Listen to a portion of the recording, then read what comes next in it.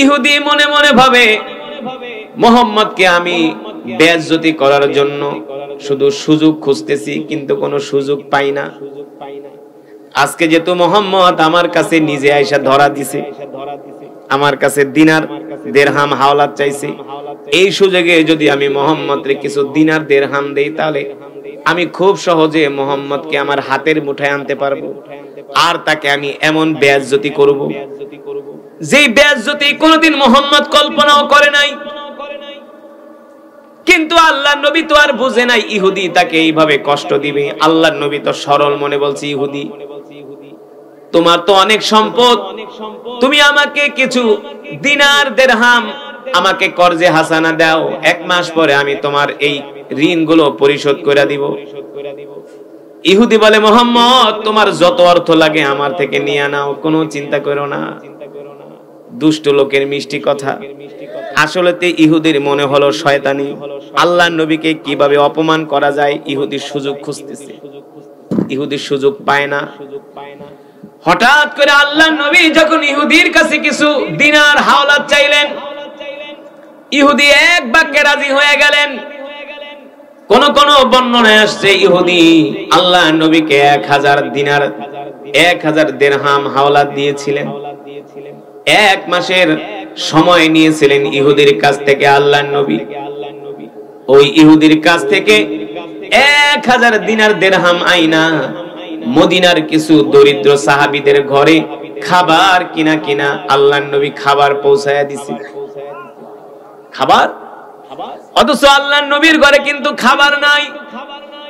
ও মুসলমান, আল্লাহর নবী কত দরদি নবী ছিল, আল্লাহর নবী সাহাবীদেরকে কত ভালোবাসতো। নিজের ঘরে খাবার নাই, কিন্তু উম্মতের চিন্তায়, সাহাবীদের চিন্তায় আল্লাহর নবী রাতে ঘুমাইতে পারে না।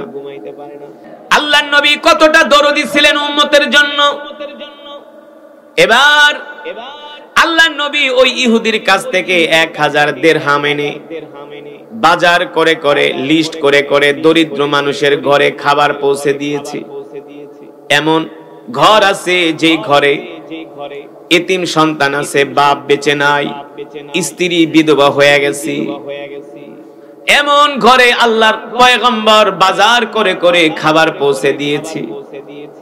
মাত্র 3 দিন পরে আল্লাহর নবী একটা জানাজায় যাইতেছে, সাথে আল্লাহর নবীর সাহাবীরা, বিশাল একটা সাহাবীদের জামাত, সাথে আছেন হযরত আবু বকরের মতো সাহাবী, হযরত ওমরের মতো জলিল কদর সাহাবী। আল্লাহর নবীর পিছনে আর আল্লাহর নবী আগে আগে হাঁটতেছেন। জানাজা দিয়া আল্লাহর নবী বাড়িতে আসতেছেন, আর রাস্তার মধ্যে যায়া ওই যে ইহুদি আল্লাহর নবীকে 1000 দিরহাম হাওলাত দিছে, মনে আছে?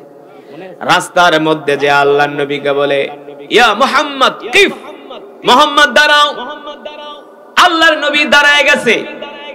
ইহুদি আল্লাহর নবীর সামনে যায়া আল্লাহর নবীর জামার কালার ধরছে, নাউজুবিল্লাহ বলেন, দইরা বলে, মুহাম্মদ তুমি যে আমার কাছ থেকে 1000 দিনার হাওলাত নিছো, এই অর্থটা তোমাকে এই মুহূর্তে দিতে হবে। আল্লাহর নবী বলে, ইহুদি তুমি যে আমার কাছে এই অর্থটা এখন চাইতেছো, আমি তো তোমার কাছ থেকে সময় নিছি কয়দিন, এখন তো মাত্র 3 দিন হলো। ইহুদি বলে, মুহাম্মদ 3 দিন 6 দিন 9 দিন বুঝি না, এই মুহূর্তে আমার অর্থ তোমাকে আদায় করতে হবে। আল্লাহর নবী বলে, এই ইহুদি আমাকে লজ্জিত করো না, বেইজ্জতি করো না, আমার কাছে তো এখন অর্থ নাই। যাও, আমি আমার ওয়াদা যেই দিন করেছি তার আগে তোমার অর্থ আমি তোমার বাড়িতে পৌঁছে দিব।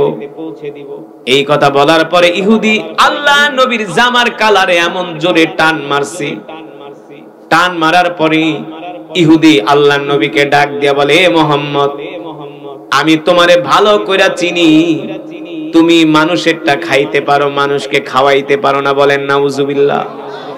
এই কথা শোনার পরে সাহাবায়ে কেরাম ইহুদির উপর খেপে গেছে, এ বেটা তুই কি বললি? আমাদের নবী, বিশ্ব নবী এমন একজন পয়গম্বর যিনি নিজে না খাওয়া মানুষকে খাওয়ায়, যিনি নিজে ক্ষুধার্ত থেকে অন্য মানুষের মুখে খাবার তুলে দেয়, যার সব সম্পদগুলো আল্লাহর রাস্তায় দান করে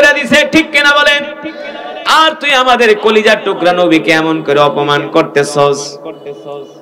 ইহুদি বলে, মুহাম্মদ, আমি তোমার কাছে যে অর্থগুলো পাই এগুলো পরিশোধ না কইরা এখান থেকে তুমি এক কদমও সামনে আগাইতে পারবা না।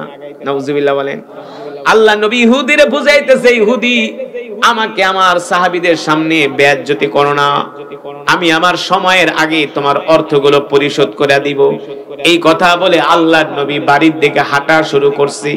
পিছন থেকে ইহুদি আল্লাহর নবীর জামার কালারে ধরে এমন জোরে টান মারছে, আল্লাহ নবী দাঁড়ানো থেকে একবারে মাটির ভিতরে পড়ে গেছে।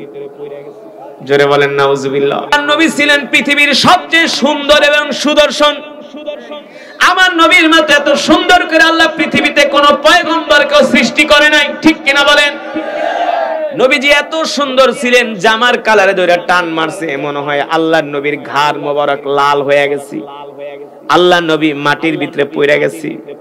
এই দৃশ্য দেখা হযরত ওমর সইতে পারেন নাই, দৌড়ে এসে আল্লাহর নবীর হাত ধরছে। আল্লাহর নবীর হাত ধরে আল্লাহর নবীকে দাঁড় করাইছে। এবার দেখে নবীজির গা মোবারক লাল হয়ে গেছে। এই দৃশ্য দেখা হযরত ওমর আর সইতে পারেন নাই। সাথে ছিল তরবারি, তরবারিরা খাপ থেকে বাইর করছে, কইরা ইহুদির গলার মধ্যে ধরছে। এ বেটা, তুই কার জামার কলারে ধরে টান মারছস জানোস? খাত্তাবের ছেলে ওমর একমাত্র আল্লাহর নবীর মহব্বতে কালেমা পড়ে মুসলমান হইছে, ঠিক কিনা বলেন? সেই ওমরের সামনে তুই নবীকে অপমান করতেছস, আমি তোর কল্লা ফালায় দিমু। তুই আমার নবীর গায়ে হাত দিছস। এই কথা বলে হযরত ওমর যখন ইহুদির গলার ভিতরে তরবারি ধরছে, আল্লাহর নবী ভয় পেয়ে গেছে, জানে তো ওমরের রাগ কেমন। কয় না, আবার টান মেরে ওর কল্লারে দেয় দ্বিখণ্ডিত কইরা। আল্লাহর নবী দৌড়ায় এসে হযরত ওমরের হাত ধরছে। ওমর, ওমর, হাত থামান। আপনি ইহুদির গলায় তরবারি ধরার কে? আল্লাহর নবী বলতেছেন, আপনি ইহুদির গলায় তরবারি ধরার কে? ওমর, ইহুদি অপমান করলে আমাকে করছে, আপনার কি হইছে? এখন কি মন খারাপ হয়? কি হয় না? কার মন খারাপ হয়? কথা কয় না। কার মন খারাপ হয়? হযরত ওমর কয়, মিয়া মনে মনে কে, ওগো আল্লাহর নবী, আপনার লেগেই তো আইলাম সাইজ করতে, না আপনি আমার অপমান করতেছেন। মনে করেন আপনারা আমারে ভালোবাসেন, রাজেন্দ্রপুর চৌরাস্তায় আমার গাড়ি আটকায়া আমারে মারতে গেছে কিছু পোলাপান। এখন আপনারা অনেকে আমার তেলাওয়াত শুনেন না, আরে কারি আছে হুজুরে মারতাছে, দৌড়ে গেছেন, এই আমগো হুজুরের গায়ে হাত দিছস। এখন যদি আমি কে বেটা, এই হাত দিলে দিছে, তুই হের গায়ে হাত দিছস কেন? তখন কি করবেন? হুজুর আপনার লেগে আইলাম, মারামারি কথা, আপনি আমাকে অপমান করলেন, আপনার পক্ষে আমরা নাই। কথা কন, এই কথা বলতেন কি বলতেন না? কিন্তু আল্লাহর নবী রাহমাতুল লিল আলামিন বলে, ওমর, আপনাকে এত বড় সাহস কে দিছে? ইহুদির গলার ভিতরে আপনি তরবারি ধরছেন। হযরত ওমর ডাক দিয়া বলে, গো আল্লাহর নবী, আমি তো সেই ওমর, যে ওমর কিনা আপনার মহব্বতে কালেমা পড়ে মুসলমান হয়ে গেছি। ওগো আল্লাহর নবী, ইহুদি আপনার গলার জামার কালারে টান না দিয়া যদি ইহুদি আমাকে একটা থাপ্পড় মারতো, আমি ইহুদিকে কিছুই বলতাম না। কিন্তু আমার সামনে আমার কলিজার টুকরা নবীর গায়ে হাত দিছে, আমি ওমর সইতে পারি না, ঠিক কিনা বলেন? আল্লাহর নবী বলে, ওমর সাবধান সাবধান, ইহুদি হলো পাওনাদার, আমি হলাম দেনাদার, আর ইহুদি হইল আমার মেহমান। রাগ আর ওঠে কি ওঠে না? আপনি লেগে আইলাম মারামারি করতে, আর আপনি ইহুদিরে কইতাছেন মেহমান। কষ্ট লাগে কি লাগে না? হযরত ওমর চুপ করে দাঁড়ায় আছে। হযরত ওমর চুপ করে দাঁড়ায় আছে। আল্লাহর নবী হযরত ওমরকে বলতেছেন, আপনি আমার পাওনাদারের গলায় কেন হাত দিলেন? তার গলায় কেন তরবারি ধরছেন? ওমর, তাড়াতাড়ি তরবারি নামান, তাড়াতাড়ি। এই কথা বলার পরে সিরাতের কিতাবের মধ্যে আসছে, হযরত ওমর কোনো প্রতিবাদ করে নাই। আমরা হইলে কি কইতাম? আরে মিয়া, আপনার লেগে আইলাম মারামারি করতে, আপনি আমার অপমান করলেন। কিতাবের মধ্যে আসছে, হযরত ওমর শিশু মাসুম বাচ্চার মতো তরবারি নিয়ে আল্লাহর নবীর দিকে তাকায় আছে। আল্লাহর নবী বলে, ওমর, আপনি কি আমারে ভালোবাসেন? কে বলতেছে? কথা বলে না। আল্লাহর নবী বলে, ওমর, আপনি কি আমাকে ভালোবাসেন? হযরত ওমর ডাক দিয়ে বলে, ফিদাকা আবি ওয়া উম্মি ইয়া রাসূলুল্লাহ, ওগো নবী, আমি আমার মা আমার বাবার চেয়েও আপনাকে বেশি ভালোবাসি, আপনার জন্য আমার জান কোরবান হয়ে যাক। আল্লাহ নবীকে, ওমর যদি আমারে ভালোবাসা থাকো তাহলে যাও যাও আমার পাওনাটা তুমি শোধ করে দাও। সুবহানাল্লাহ বলবেন না? আমরা হইলে কি কইতাম? মিয়া অপমান করছেন আবার কোন পাওনা শোধ করতে? অপমান করলেন আবার কোন পাওনা শোধ করতে? হযরত ওমর বলে, ওগো আল্লাহর নবী, ইহুদি কি চায়? যদি অর্থ চায় আমি তাকে নগদ অর্থ দিয়া দিমু। আসলে তো ইহুদির মনে হইলো ফাইজলামি। ইহুদি কয়, না আমি অর্থ চাই না। হযরত ওমর কয়, কি চাস? কয়, আমারে 1000 দিনারের পরিবর্তে খেজুর দিতে হইব। কি দিতে হইব? মাইর খাওয়ানোর কথা না? তুই টাকা দিছস, টাকা নিয়ে যাবি, আবার খেজুর এত নাটক করস কে? আসলে ইহুদির মনে হলো ফাজলামি। আল্লাহর নবীকে অপমান করাই হলো ইহুদির আসল উদ্দেশ্য। হযরত ওমর বলে, ইহুদি যদি নগদ অর্থ চাস অর্থ দিয়া দি জায়গা। কয়, না আমারে খেজুর দিতে হবে। এখন আমরা যদি হইতাম ইহুদিরে মারতাম কি মারতাম না?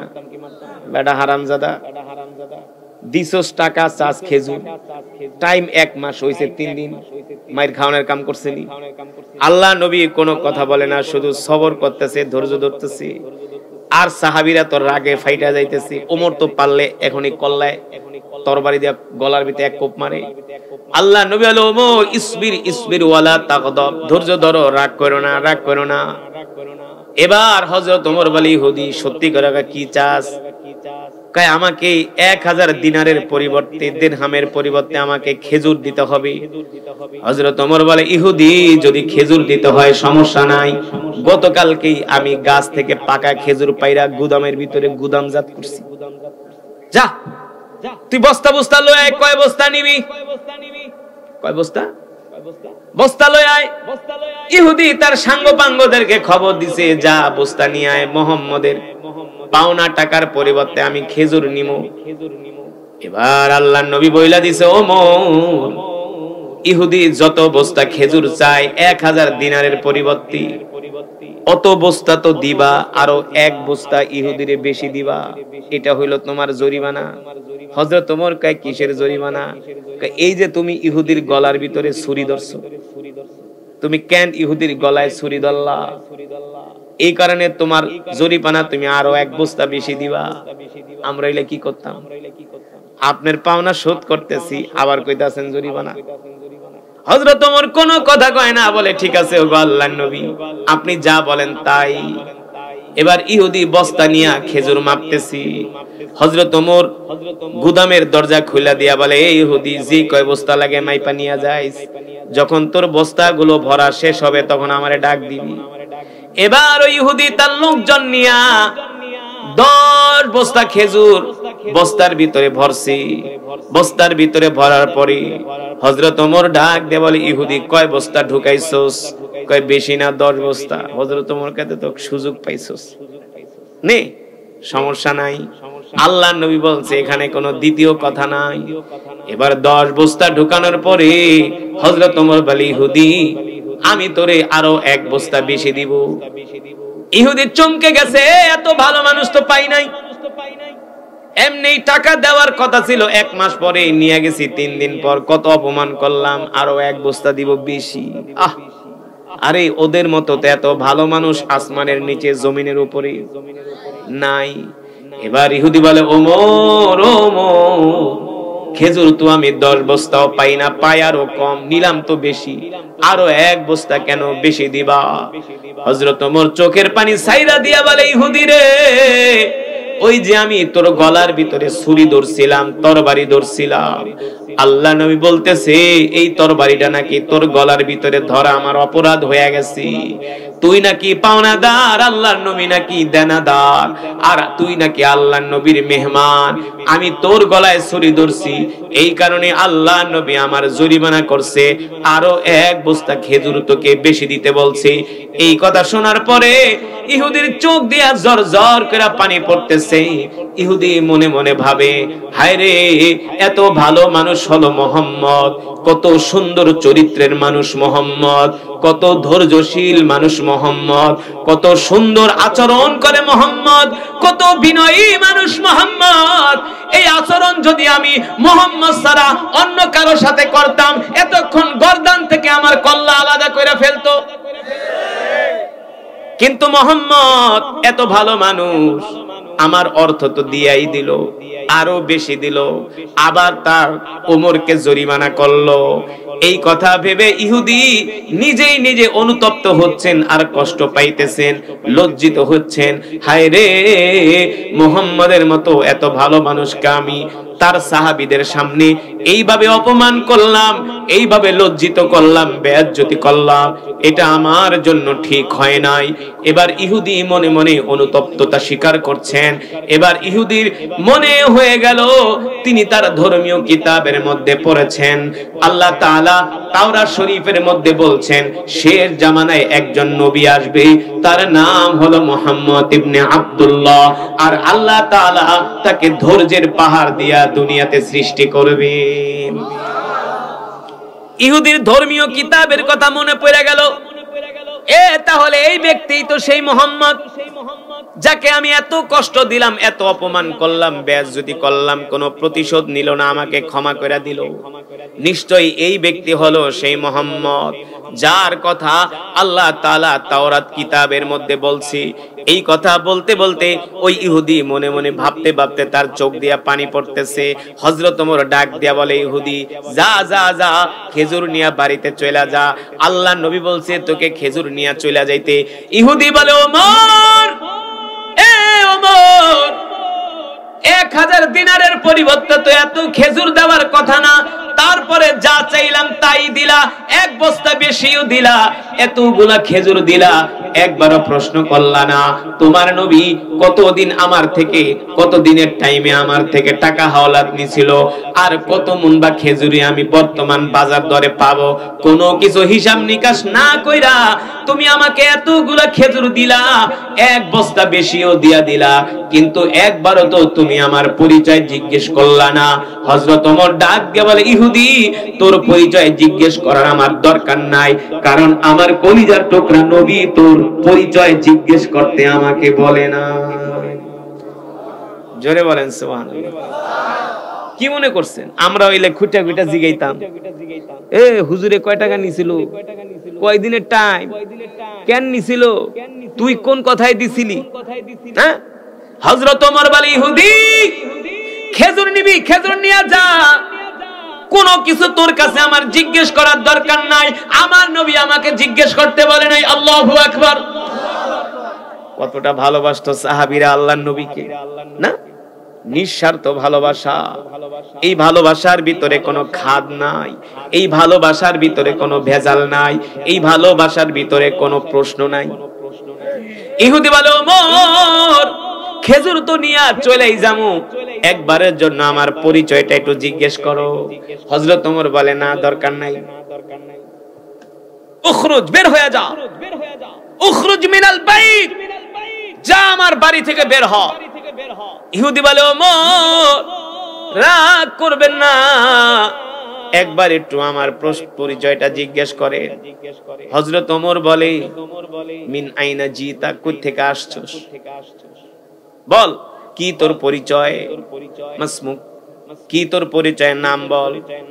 এবার ইহুদি ডাক দিয়া বলে, ওমর আপনি কি বর্তমান সময়ের সবচেয়ে বড় তাওরাতের কিতাব, ইহুদিদের সবচেয়ে বড় আলেম যার নাম হলো যায়েদ, তার নাম শুনছেন নাকি? হযরত ওমর ছিলেন বসা, দাঁড়ায় গেছে, বলে হ্যাঁ, আমি তো ইহুদিদের সবচেয়ে বড় আলেম, তাওরাত কিতাবের যিনি হাফেজ তার নাম হলো যায়েদ, আমি তো তার নাম শুনছি। ইহুদি ডাক দিয়ে বলে, ওমর আমি তো হলাম সেই তাওরাত কিতাবের হাফেজ, আমি হলাম সবচেয়ে বড় আলেম। হযরত ওমর ডাক দিয়ে বলে, তাওরাতের হাফেজ, তুই যদি পুরা তাওরাত মুখস্থ কইরা থাকস, তাওরাত তো এমন একটা কিতাব, কোরআনুল কারীমের মধ্যে হলো 114টা সূরা, আর তাওরাতের মধ্যে হলো 1000 সূরা। তাওরাতের মধ্যে 1000 সূরা, আর কোরআনুল কারীমের মধ্যে হলো 114টা সূরা। কোরআনুল কারীমের যেই সবচেয়ে ছোট সূরা, শেষ সূরা সূরা নাস, এই সূরার আয়াত সংখ্যা হলো 5টা। আর তাওরাতের সবচেয়ে যেটা ছোট সূরা, তার আয়াত সংখ্যা হলো 1000।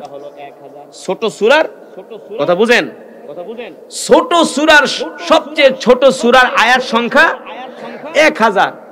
এবার কত বড় তাওরাত? হযরত ওমর ডাক দিয়ে বলে, ইহুদি, এত বড় তাওরাত কিতাব মুখস্থ করছস, তাইলে নবীর সাথে কেন বেয়াদবি করলি? তুই কি তাওরাতের ভিতরে পড়স নাই? শেষ জামানায় একজন নবী আসবে, তার নাম হবে মুহাম্মদ ইবনে আব্দুল্লাহ। ইহুদি মাথায় হাত দিয়া চোখের পানি ছাইরা দিয়া বলে, ওমর, বুঝি নাই, আমি তাওরাতের মধ্যে পড়ছি শেষ জামানায় একজন নবীর আবির্ভাব হবে, যার নাম হবে মুহাম্মদ ইবনে আব্দুল্লাহ। আল্লাহ তাআলা তাকে ধৈর্যের পাহাড় দিয়া দুনিয়াতে পাঠাবে। মানুষ তাকে কষ্ট দিবে, সে কোনোদিন মানুষকে কষ্ট দিবে না। মানুষ তাকে দুঃখ দিবে, সে কোনোদিন কারো থেকে প্রতিশোধ নিবে না। মানুষ তাকে এত বেশি পেরেশানিত করবে, কিন্তু সে কোনোদিন মানুষকে পেরেশানিত করবে না। এ ওমর, আমার আর বুঝার বাকি নাই। আমি বুঝতে পারছি যে লোকটাকে আমি এত কষ্ট দিছি, তিনি দুনিয়ার কোন সাধারণ মানুষ না, তিনি হলেন আল্লাহর পয়গম্বর মুহাম্মদ সাল্লাল্লাহু আলাইহি ওয়াসাল্লাম। আল্লাহু আকবার, জোরে বলেন আল্লাহু আকবার। এবার ইহুদি ডাক দিয়ে বলে, ওমর, এ ওমর, খেজুর নেওয়ার দরকার নাই, তোমার খেজুর তুমি রাইখা দাও। হযরত ওমর কয়, কেন? এতক্ষণ তো খেজুর জন্যই নবীকে অপমান করলি, নবীর জামার কালারে ধরে টান মারলি, নবীকে দাঁড়ানোর থেকে মাটির ভিতরে শোয়ায় ফেলালি, এখন কেন খেজুর নিবি না? ইহুদি ডাক দিয়ে বলেন, না না না, যে লোকটাকে আমি এত কষ্ট দিছি, এই লোকটা একবারও প্রতিশোধ নিল না, একটা প্রতিবাদও করলো না। চাইলে সে আমার গর্দান থেকে আমার কল্লাটা ফেলে দিতে পারত, কিন্তু সে কোনো প্রতিবাদ করলো না, আমাকে ক্ষমা করে দিছে। আবার যা পামু অর্থ তার চেয়েও বেশি দিছে, শুধু বেশি দেয় নাই, 1 বস্তা খেজুরও বেশি দিছে। এত ভালো মানুষ, এত সুন্দর চরিত্রের মানুষ আমি আজ পর্যন্ত পৃথিবীতে একজনও দেখি নাই। ওমর গো, চলো চলো, আমার খেজুর লাগবে না, আমাকে আল্লাহ নবীর দরবারে নিয়ে চলো। আমি এখন আল্লাহর নবীর দরবারে যায়া আল্লাহর নবীর হাতে হাত রেখে কালেমা পড়ে মুসলমান হয়ে যাব। জোরে বলেন সুবহানাল্লাহ। এবার হযরত ওমর ওই ইহুদির হাত ধরে আল্লাহর নবীর বাড়ির দিকে রওনা শুরু করছে। আল্লাহর নবী দূর থেকে তাকায় তাকায় দেখতেছে ওমর ইহুদির হাত ধরে দুইজনে হাসতে হাসতে গল্প করতে করতে আসতেছে। ইহুদির হাত ধরে হযরত ওমর গল্প করতে করতে আসতেছে, কারণ ইহুদি তো একটু পরে কালেমা পড়া মুসলমান হয়ে যাবে, ঠিক কিনা বলেন? কালেমা পড়া মুসলমান হওয়া মানে ইহুদি তো এখন ওমরের ভাই হয়ে যাবে। আল মুসলিমু আখুল মুসলিম, মুসলমান মুসলমানের। একজন হিন্দু যদি কালেমা পড়া মুসলমান হয়, সে কিন্তু আমাদের কলিজার ভাই, ঠিক কিনা? একজন খ্রিস্টান যদি কালেমা পড়া মুসলমান হয়, সে আমাদের কলিজার ভাই। একজন বুদ্ধির যদি কালেমা পড়া মুসলমান হয়, সে আমাদের কলিজার ভাই। তার দুঃখে আমরা দুঃখিত হব, তার কষ্টে আমরা তার পাশে থাকব, ঠিক কিনা? এবার হযরত ওমর ওই ইহুদির হাত ধরে আল্লাহর নবীর বাড়ির দিকে রওনা শুরু করছি। আল্লাহর নবী দেখতেছেন ইহুদির সাথে হযরত ওমর মুস্কি হাসতে হাসতে দুইজনে আলাপ করতে করতে আল্লাহর নবীর বাড়ির দিকে আসতেছেন। যখন আল্লাহর নবীর হুজরার কাছে আসলেন, ইহুদি আর হযরত ওমর আল্লাহর নবীর ঘরে ঢুকলেন। আল্লাহর নবী ডাক দিয়া বলে, ইহুদি, তুমি আমার বাড়িতে আবার কেন আসলা? ইহুদি ডাক দিয়া বলে, ওগো মুহাম্মদ, আল্লাহর পয়গম্বর, আপনি আমাকে ক্ষমা করে দেন। আমি যে আপনাকে 1000 দিনার দিছিলাম, আপনাকে এত অপমান করছি, এত লজ্জিত করছি, বেইজ্জতি করছি, আপনি কোনো প্রতিবাদ করেন নাই, প্রতিশোধ নেন নাই। আপনি চাইলে আমাকে হত্যা করতে পারতেন। আপনার যে ক্ষমতা, আপনার আশেপাশে যে মানুষগুলো আছে, আপনার একটা চোখের ইশারায় আমি দুনিয়ার জমিন থেকে বিদায় হয়ে যাইতাম, কিন্তু আপনি কোনো প্রতিশোধ নেন নাই, আপনি আমাকে কোনো কষ্ট দেন নাই, আপনি আমাকে কোনো একটা থাপ্পড়ও মারেন নাই। এত সুন্দর আচরণ যেহেতু আপনি করতে পেরেছেন, আমি আমার ধর্মীয় কিতাবের মধ্যে পড়ছি শেষ জামানায় একজন নবীর আগমন হবে, যার নাম হবে মুহাম্মদ ইবনে আব্দুল্লাহ। আল্লাহ তাআলা তাকে ধৈর্যের পাহাড় দিয়া দুনিয়াতে পাঠাবে। আপনাকে এত কষ্ট দিছি, আপনি ধৈর্য ধরছেন, আপনি কোনো প্রতিশোধ নেন নাই। আমি সাক্ষ্য দিতেছি আপনি দুনিয়ার কোন সাধারণ মানুষ না, আপনি হলেন আল্লাহর পয়গম্বর। ওগো আল্লাহর পয়গম্বর, আর দেরি করবেন না, এখনই আপনি আমাকে কালেমা পড়ায়া মুসলমান বানায়া দেন। আল্লাহর নবী ইহুদিরে কালেমা পড়ায় মুসলমান বানায়। সুবহানাল্লাহ বলেন। এবার আল্লাহর নবী ওমরকে ডাক দিয়ে বলে, ওমর, ওমর, তরবারি তো বাইর করছিলা, ইহুদির কল্লায় তো ধরছিলা না? আমি যদি ইশারা দিতাম কল্লাই ফালায় দিতাম, কল্লা ফালাইলে ইহুদি তো জাহান্নামে যাইত। আর একটু সবর করার কারণে, একটু ধৈর্য ধরার কারণে আজকে ইহুদি আমাদের ভাই হয়ে গেছে। সে আমাদের ভাই হয়ে গেছে, কালেমা পড়ে মুসলমান হয়ে গেছে, জাহান্নামের আগুন থেকে বাইচা গেছে। হযরত ওমর ডাক দেব, ওগো আল্লাহর নবী, আপনি তো নবী, আপনি তো নবী, আপনি যা জানেন আমরা তো তা জানি না। আল্লাহর নবী বলে, ওমর দেখছো ধৈর্য মানুষকে কত বড় পুরস্কার দিতে পারে। ধৈর্য মানুষকে সবচেয়ে বড় সফলতার উচ্চ শিখরে পৌঁছে দিতে পারে। ঠিক কিনা বলেন? এই ঘটনা থেকে আমরা কি শিখলাম? এই পৃথিবীর জমিনে বাঁচতে হলে ধৈর্য ছাড়া কোনো উপায় নেই। কিন্তু সমাজে কিছু মানুষ আছে অধৈর্য, কথায় কথায় গালাগালি করে, মারামারি করে, আছে কি আছে না? ক্ষমতার দাপট দেখায়, পান থেকে চুন খসলেই একেবারে কয় বেটা চিনোস, একদম কল্লা ফালায় দিমু, এমন গুলি করুম, এক দিক দিয়ে গুলি করুম আর এক দিক দিয়ে গুলি বের হবে। বলে কি বলে না, আমার বাড়ির সামনে দিয়া যাবি তোর ঠ্যাং ভাঙা দিমু। অর্থের গরম, ক্ষমতার গরম, টাকার গরম। বলে আমার 5টা ছেলে আছে, ওসি, ডিসি, এসপি, বেশি কথা কবি, এমন মামলা দিমু 14 শিখের ভিতরে ঢুকায় দিই।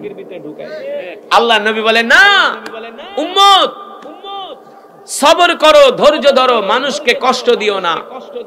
যারা সবরকারী হবে, ধৈর্য ধারণ করবে, এই পৃথিবীতে অনেক কষ্ট পাবে কিন্তু কোনো প্রতিশোধ নিবে না, শুধু ধৈর্য ধরবে, সবর করবে, আল্লাহর উপর তাওয়াক্কুল করবে। আল্লাহর নবী বলেন, এই সমস্ত ধৈর্যশীল মানুষগুলো হাসরের ময়দানে আল্লাহ তাদেরকে বিনা হিসাবে জান্নাত দিয়ে দিবে।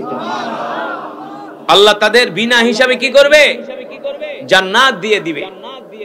এই কারণে ভাইরা আমার, আমরা অনেক সময় আমাদের সংসারের ভিতরে স্ত্রীর সাথে আমরা ঝগড়া করি, অধৈর্য হয়ে যায়, হই না? অনেকে স্ত্রীকে গালাগালি করেন, ধমক দেন, কথায় কথায় স্ত্রীর গায়ে হাত দেন, আছে কি আছে না? এমন কুলাঙ্গার আছে কি আছে না? সাবধান, ধৈর্যশীল হন, সবরকারী হন। বিনা হিসাবে যদি জান্নাতে যাইতে চান, এই পৃথিবীতে মাটির মানুষ মাটি হয়েই বাঁচতে হবে। মাটির উপর আঘাত করলে মাটি যেমন প্রতিবাদ করে, সব সয়ে যায়, সব সয়ে নেয়। আপনি আমি যদি ধৈর্যশীল সবরকারী হতে পারি, মাটির মতো যদি হয়ে যেতে পারি, আল্লাহর নবী বলে, উম্মত চিন্তা করবা না, তোমার ইন্তেকালের পরে হাসরের ময়দানে আল্লাহ তোমার জন্য বিনা হিসাবে জান্নাতের ফয়সালা করবে। জোরে বলেন সুবহানাল্লাহ। মুসলমান আল্লাহর বান্দারা, এই যে আমি আপনাদের সামনে দীর্ঘক্ষণ সময় কোরআনুল কারীমের তেলাওয়াত করলাম, আপনারা বসে বসে কোরআনের তেলাওয়াত শুনেছেন। ও যুবক মুসলমান, আমার মুখের কথা না, আল্লাহ রাব্বুল আলামিন নিজেই বলছেন, وَإِذَا قُرِئَ الْقُرْآنُ فَاسْتَمِعُوا لَهُ وَأَنصِتُوا لَعَلَّكُمْ تُرْحَمُونَ। নবী হে আমার, দুনিয়ার মানুষদেরকে বলে দেন, আমি আল্লাহ আপনার উপর যেই কোরআন নাজিল করেছি, যখন এই কোরআনের তেলাওয়াত হয়, আমার বান্দারা বৈশা বৈশা জমে জমে যদি কোরআনের তেলাওয়াত শুনি, আমি আল্লাহ আসমান থেকে তাদের উপর রহমত নাজিল করি। আর জোরে বলেন সুবহানাল্লাহ। আমি কোরআনুল কারীমে তেলাওয়াত করছি, আপনারা শুধু শুনছেন, শুধু এক এক হরফে নিঃসন্দেহে 10টা করে নেকি পাইছেন। আমাদের অ্যাকাউন্টে জমা হয়ে গেছে, খুশি নাকি বেজার? শুধু এখানে শেষ না রে যুবক, ও যুবক ও বন্ধু, কত সিনেমা দেখতে দেখতে রাত পার করে দিছো, মোবাইলে অশ্লীল জিনিস দেখতে দেখতে রাত পার করে দিছো, আর্জেন্টিনা ব্রাজিলের ফুটবল খেলা দেখতে দেখতে কত রাত তুমি পার করে দিছো রে বন্ধু।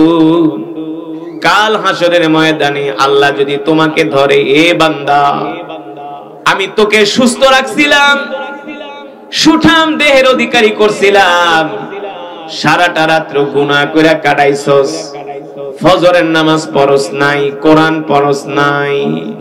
ও যুবক ও বন্ধু, সেই দিন আল্লাহ তাআলার দরবারে আমরা কোনো এর জবাব দিতে পারবো না, ঠিক কিনা বলেন? হইতে পারে কাল হাসরের ময়দানে আজকে যে কোরআনের মজমায় বসে বসে কোরআনের তেলাওয়াত শুনছেন, যখন আমাদের কোনো নেক থাকবো না, ফেরেশতারা ধইরা ধইরা যখন জাহান্নামের দিকে নিয়ে যাবে, আল্লাহ তাআলা ডাক দিয়া বলবে, ফেরেশতারা রে, আমার বান্দারে ধইরা জাহান্নামে নিস না, তোরা জানোস না আমার বান্দার কোনো নেক আমল তোরা চোখে দেখোস না, কিন্তু আমি আল্লাহ আমার বান্দার একটা নেক আমল আমি আল্লাহ জমা করে রাখছি। এ ফেরেশতারা, দুনিয়ার জমিনে আমার বান্দা নামাজ পড়ে নাই, নাফরমানি করছে, রোজা রাখে নাই, আমার দিন মানে নাই, কিন্তু হঠাৎ করে একদিন আমার বান্দার কানের মধ্যে একটা কোরআন তেলাওয়াতের আওয়াজ আসছে, আমার বান্দা পাগলের মতো দৌড়ায় দৌড়ায় কোরআনের মজমায় আসছে। ওই যে আমার বান্দা আমার মহব্বতে একটা দৌড় মারছে, ওই দৌড় দেখা আমার আল্লাহ রহমতের দরিয়ায় জোশ উঠে গেছে, ঠিক কিনা বলেন? আমার বান্দার ওই দৌড় আমার কাছে ভালো লাগছে, ঠিক কিনা বলেন? মুসলমান, এর উদাহরণ হলো আমাদের জাতির পিতা ইব্রাহিম আলাইহিস সালাম। হযরত হাজেরা আলাইহিস সালামকে তার পুত্র ছোট বাচ্চা ইসমাইল, মা আর সন্তানকে একটা জঙ্গলের মধ্যে রাইখা, সাফা মারওয়া দুই পাহাড়ের মাঝখানে রাইখা জাতির পিতা ইব্রাহিম আলাইহিস সালাম চলে যাইতেছে সিরিয়ার দিকে। হাজেরা আলাইহিস সালাম ডাক দিয়া বলে, প্রাণের স্বামী, আপনি আমাদেরকে সন্তানদেরকে এই পাহাড়ের মাঝখানে জঙ্গলের মধ্যে রাইখা চলে যাইতেছেন, এটা কি আপনার সিদ্ধান্ত? জাতির পিতা চোখের পানি ছাইরা দিয়া কোনো কথা বলে না। পৃথিবীর জমিনে এমন কোন পাষণ্ড পিতা নাই যে কিনা তার সন্তানকে দুই পাহাড়ের মাঝে জঙ্গলের ভিতরে রাইখা চইলা যাবে, ঠিক কিনা বলেন? জাতির পিতার চোখ দিয়া জর্জর করে পানি পড়তেছে। হযরত হাজেরা আলাইহিস সালাম বলতেছে, ওগো প্রাণের স্বামী, আমাকে আর ছোট একটা শিশু মাসুম বাচ্চাকে আপনি দুই পাহাড়ের মাঝখানে রাইখা জঙ্গলের মধ্যে রাইখা চলে যাইতেছেন। এই জঙ্গলের মধ্যে কত বড় বড় ভয়ঙ্কর প্রাণী আছে, বড় বড় সাপ আছে, বড় বড় বাঘ আছে, বড় বড় সিংহ আছে, বড় বড় হাতি আছে, তারা তো আমাদেরকে আক্রমণ করে আমাদেরকে মেরে ফেলবে। তারপরে আপনি আমাদেরকে গভীর জঙ্গলে রাইখা চলে যাইতেছেন, এটা কি আপনার সিদ্ধান্ত? জাতির পিতা আসমানের দিকে হাত ইশারা করে বলে, হাজেরা, এটা আমার সিদ্ধান্ত না, এটা হলো আমার রবের সিদ্ধান্ত। হাজেরা আলাইহিস সালাম বলে, ও প্রাণের স্বামী, আপনি যদি আল্লাহ তাআলার নির্দেশে আমাদেরকে এখানে রাইখা যান, তাহলে চিন্তা করবেন না, ওই আসমানের মালিক, জমিনের মালিকই আমাদেরকে নিরাপত্তা দিবে। আল্লাহু আকবার। হাজেরা আলাইহিস সালাম যখন পুত্র ইসমাইল আলাইহিস সালামকে একটা জঙ্গলের মধ্যে রাইখা সন্তানের জন্য খাবার খুঁজতে বের হইছি, একবার খাবার খুঁজতে যায়, আবার দৌড়ায়া সন্তানের কাছে আসে, না জানি কোন সময় বাঘ আইসা সন্তানকে খায়া ফেলায়। একটা টেনশন না? এই যে হাজেরা আলাইহিস সালাম বারবার দৌড়াইতেছে, বারবার দৌড়াইতেছে, এই দৌড়ানি দেখা আল্লাহ তাআলার রহমতের দরিয়ার ভিতরে ঢেউ উঠে গেছে। হাজেরা, তুমি যেইভাবে দৌড়াইতেছো, তোমার দৌড়ানি দেখে আমি রব সইতে পারি না। আল্লাহু আকবার। ওই হাজরা আলাইহিস সালামের দৌড় আল্লাহর কাছে এত পছন্দ হয়ে গেছে, কিয়ামত পর্যন্ত উম্মতি মুহাম্মাদের জন্য এই দৌড়কে আল্লাহ ওয়াজিব করে দিয়েছে। ওই দৌড় না দিলে আপনার হজও হবে না, উমরাও হবে না, ঠিক কিনা বলেন? ঠিক কাল হাসরের ময়দানে আল্লাহ রাব্বুল আলামিন কোরআনুল কারীমের মধ্যে বলছেন, ইয়া আইয়ুহাল্লাযীনা আমানুত্তাকুল্লাহা ওয়াবতাগু ইলাইহিল ওয়াসিলা। আল্লাহ তাআলা হাসরের ময়দানে শুধু বান্দার আমলনামা তালাশ করবে, দেখবে তার কোনো ছোট কোনো নেক আমল আছে কিনা, যেই নেক আমলের উসিলায় আল্লাহ তাকে ক্ষমা করে দিবে। যখন আল্লাহ দেখবে বান্দার কোনো নেক আমল নাই, কিন্তু ছোট্ট একটা নেক আমল আছে, বান্দা সারা জীবন গুনাহ করছে, নাফরমানি করছে, কিন্তু একদিন কোরআনের মজমায় আসছে, একদিন দৌড়ায়া মসজিদে গেছে, আল্লাহকে একটা ডাক দিছে হৃদয়ের গভীর থেকে, আল্লাহ তাআলার কাছে সেই ডাক পছন্দ হয়ে গেছে। ওই ডাকের উসিলায় আল্লাহ তাআলা তার তামাম জিন্দেগীর গুনাহগুলো maaf করে দিয়েছে, ঠিক কিনা বলেন? এই কারণে মুসলমান আমাদেরকে দ্বীনের কাজ করতে হবে, ঠিক কিনা বলেন? কোরআনের মজমায় আসতে হবে, ঠিক কিনা বলেন? এই যে আপনারা কষ্ট কইরা ধৈর্য ধইরা কোরআনের মজমায় বসে আছেন না, আপনাদের মতো আরো অনেক মানুষ রাস্তায় ঘুরতেছে, সবার কপালে কিন্তু জুটতেছে না যে কোরআনের মজমায় আইসা বসা। এইখানে সবাই চাইলেই আসতে পারে না, এখানে আসার জন্য আল্লাহ তাআলার পক্ষ থেকে কবুলিয়াত থাকতে হয়, সবর থাকতে হয়, সবর, ধৈর্য ধরতে হয়, ঠিক কিনা বলেন? এই যে আমি আপনাদের সামনে যে কোরআনুল কারীমের তেলাওয়াত করলাম, এই কোরআন আল্লাহ তাআলা বিশ্ব নবীর উপরে নাজিল করছেন। আর আল্লাহ তাআলা কোরআনুল কারীমের মধ্যে বলছেন, ওয়া নুনাজ্জিলু মিনাল কুরআনি মা হুয়া শিফাa'un ওয়া রাহমাতুল লিল মুমিনিন ওয়া লা ইয়াজিদুয যালিমিনা ইল্লা খাসারা। নবী হে আমার, আমি আল্লাহ আপনার উপর যেই কোরআন নাজিল করছি, এই কোরআন আমি মুমিনের শিফার জন্য নাজিল করছি, এই কোরআন আমি মুমিনের মুক্তির জন্য নাজিল করছি। আল্লাহু আকবার। এই কোরআনের তেলাওয়াত শুনে হযরত ওমরের মতো কাট্টা কাফের কালেমা পড়ে মুসলমান হয়ে গেছে। শুধু কালেমা পড়ে মুসলমান হয় নাই, হযরত ওমর আল্লাহর জন্য, আল্লাহর দ্বীনের জন্য, আল্লাহর নবীর জন্য জীবন দিয়া দিয়েছে, ঠিক কিনা বলেন? অথচ এই ওমর ছিল এক সময় কাট্টা কাফের, ইসলামের বিরুদ্ধে এত বেশি ষড়যন্ত্র করছে হযরত ওমর, কিন্তু এই কোরআনের উসিলায় আল্লাহ তাআলা তাকে কত হেদায়েত দিয়েছে, এমন হেদায়েত দান করছে। এখন পৃথিবীর কোটি কোটি মুসলমান মদিনা শরীফে যায়, আল্লাহ রাসূলের রওজায় আতহারে হযরত ওমরও ঘুমায় আছে। যেই ওমরকে বলা হয় মেজাজে ওহী, কি বলা হয়? যেই ওমরের সিদ্ধান্ত অনুযায়ী আল্লাহ তাআলা কোরআনুল কারীমের মধ্যে 21 জায়গায় আয়াত নাজিল করছে। সুবহানাল্লাহ বলেন। এত জলিল কদর সাহাবী ছিলেন হযরত ওমর। কারণ কি? কারণ কি? আল্লাহ তাআলা তাকে এত মর্যাদা কেন দিয়েছেন? আল্লাহ তাআলা এত মর্যাদা দেওয়ার কারণ হলো হযরত ওমর আল্লাহর কোরআন শুনে কালেমা পড়ে মুসলমান হয়ে গেছে, ঠিক কিনা বলেন? ও মুসলমান, তুমি যদি জান্নাত পাইতে চাও, তাহলে দুনিয়ার জমিনেই তোমাকে আল্লাহ ওয়ালা হতে হবে। আল্লাহর দ্বীনের জন্য, আল্লাহর দ্বীনের জন্য তোমার জান মাল, তোমার সময়কে খরচ করতে হবে, ঠিক কিনা বলেন?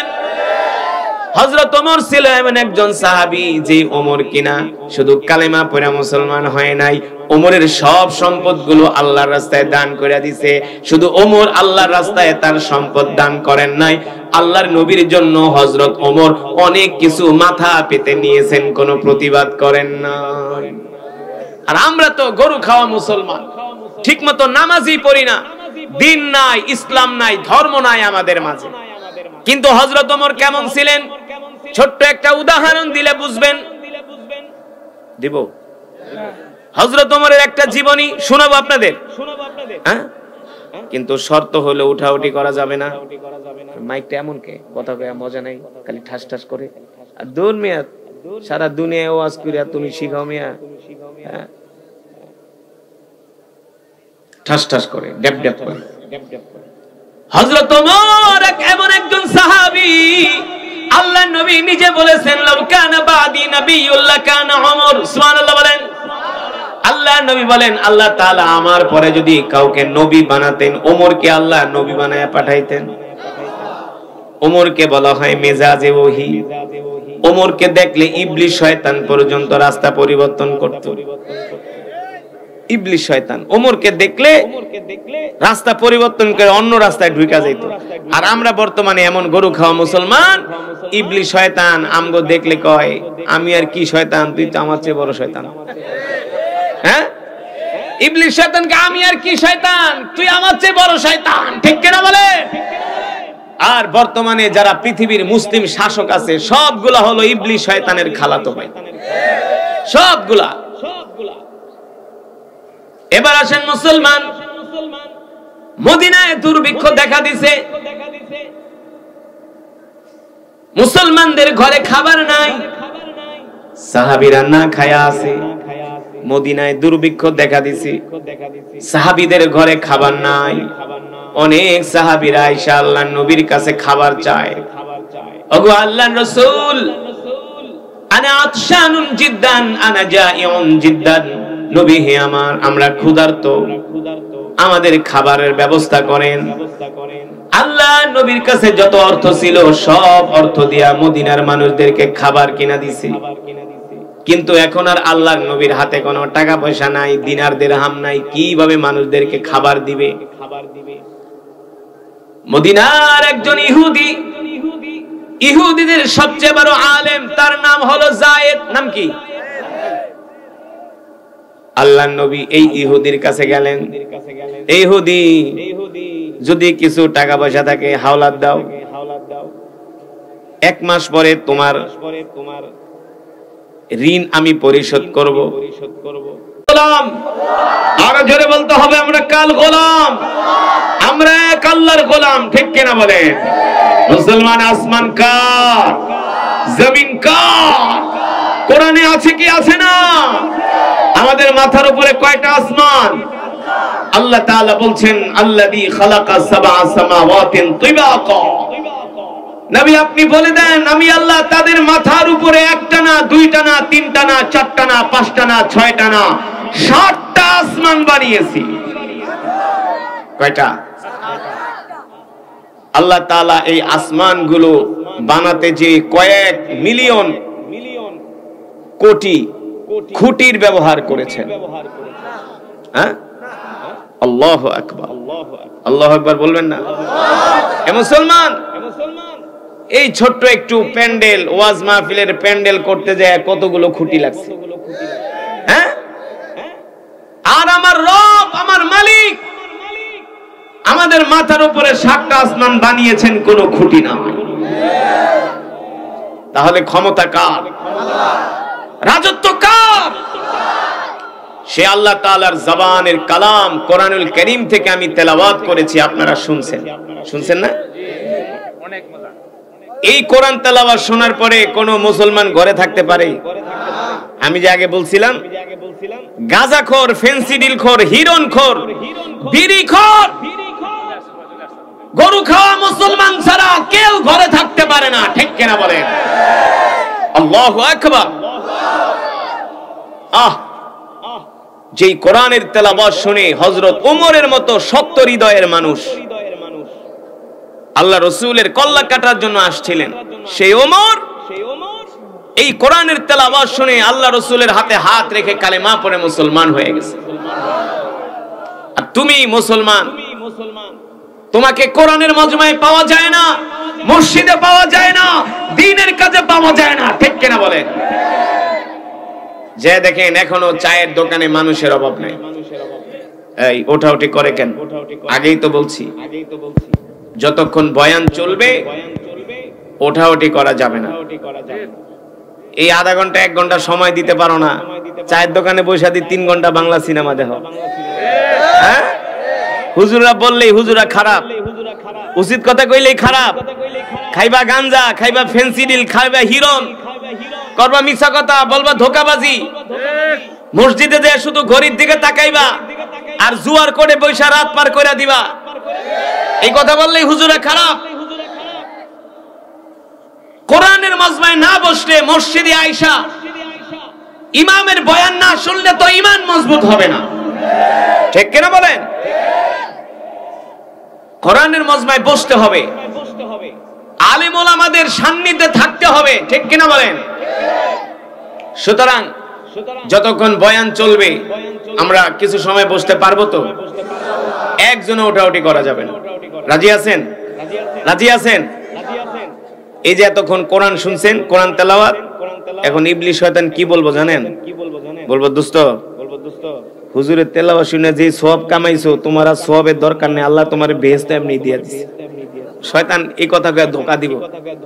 যখন আপনারে উড়াইতে না পারবো তখন আরে মিয়া আহো না একটু বাইরে আইসা একটু বাদাম বুদাম খায় আবার যাইয়া বসো।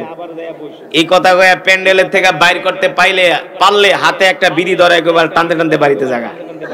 হুজুরগো কথা শুনিস না, হুজুরগো কথা শুনিস না, শুনলেই বিপদে পড়বি। এই কথা কয়ে শয়তান ধোঁকা দিব। তার মানে আজকে হারামজাদা শয়তানকে সুযোগই দেওয়া যাবে না। তোর কপালে ঝাড়ু মারি। এখন শয়তান এই কথা শুনে ওই রাস্তার মুখে গড়াগড়ি করে কাঁদতাছে, আর আজকে শেষ। না পারলাম একটা বিড়ি ধরাইতে, না পারলাম গাঞ্জার পোটলাটা হাতে দিতে, না পারলাম একটা সিনেমা দেখাইতে। তুই মরতে থাক, তুই মরতে থাক। আজকে তুই আর কোন মুসলমানকে ধোঁকা দিতে পারবি না। ঠিক কিনা মুসলমান?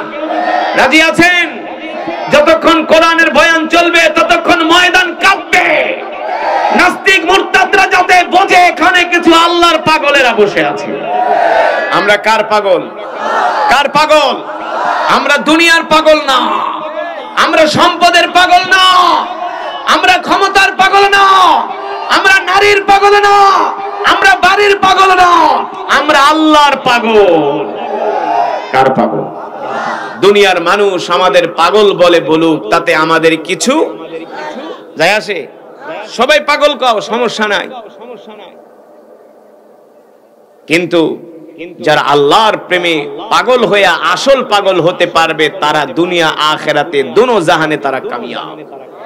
ঠিক কিনা বলেন? আল্লাহ তাআলা আমাদের কবুল করুন বলে আমিন। তাহলে আমরা ধৈর্যশীল হব তো ইনশাআল্লাহ। কোন রাগ করব না। কেউ আমাকে গালি দিছে তাকে আমি আল্লাহর জন্য ক্ষমা করে দিব। কেউ আমাকে কষ্ট দিছে তাকে আমরা কি করব? আল্লাহর জন্য ক্ষমা করে দিব। কারো সাথে শক্তি প্রদর্শন করব না, কাউকে কষ্ট দিব না, কারো সাথে রাগ করব না, ক্ষমতার বাহাদুরি করব না, সম্পদের গরম দেখাবো না। মাটির মানুষ মাটির মতো বাঁচবো। রাজি আছেন ইনশাআল্লাহ? তাহলে কে কে বিপদে আপদে বালা মুসিবতে ধৈর্য ধরবেন? হাত উঠে আল্লাহকে দেখান, হাত সোজা করেন, ডাক দেন ইয়া আল্লাহ। আরো জোরে বলেন ইয়া আল্লাহ। আমাদেরকে ধৈর্য ধারণ করার তৌফিক দাও, আমাদেরকে ধৈর্যশীল বানায় দাও। বলি আমিন। হাত নামা। 5 ওয়াক্ত নামাজ পড়বেন। কয় ওয়াক্ত? যারা অধৈর্য ওরা কিন্তু ঠিকমতো নামাজও পড়ে না, ধৈর্যে কুলায় না। আর শীতের দিনে ঠান্ডা পানি দিয়ে ওযু করে নামাজ পড়া তো বিশাল ধৈর্যের ব্যাপার, বিশাল ধৈর্যের ব্যাপার, এত সোজা না। এই কারণে 5 ওয়াক্ত নামাজ পড়বেন, মসজিদে যায় জামাতের সাথে তাকবীরুলের সাথে। রাজি আছেন ইনশাআল্লাহ? তাহলে বলেন আজকের মাহফিলে এসে আপনারা খুশি নাকি বেজার? আসলেই খুশি? বলি আলহামদুলিল্লাহ। রাত অনেক হয়ে গেছে, রাত 12টা। আগামীকালকে অনেকের ডিউটি আছে, আছে না? যেহেতু এটা ইন্ডাস্ট্রিয়াল এলাকা, আপনাদের ডিউটি আছে আগামীকাল। অনেকের অফিস আছে, ফ্যাক্টরিতে ডিউটিতে যেতে হবে। যদি একটু আগে আগে না ঘুমায় সকালে উঠতে পারেন না, অনেক কষ্ট। এই কারণে অনেক ভাইয়েরা চলে গেছেন। কিন্তু তারপরেও অনেক আল্লাহর বান্দারা এখনো ধৈর্য ধরে বসে আছেন। তবে আপনারা ঠকেন না, আপনারা জিতছেন। এখন দোয়া হবে। আমরা শেষ মোনাজাত করে চোখের পানি ছেড়ে আল্লাহ তাআলার কাছে আমরা দোয়া করে একসাথে বাড়িতে যাব। রাজি আছেন ইনশাআল্লাহ?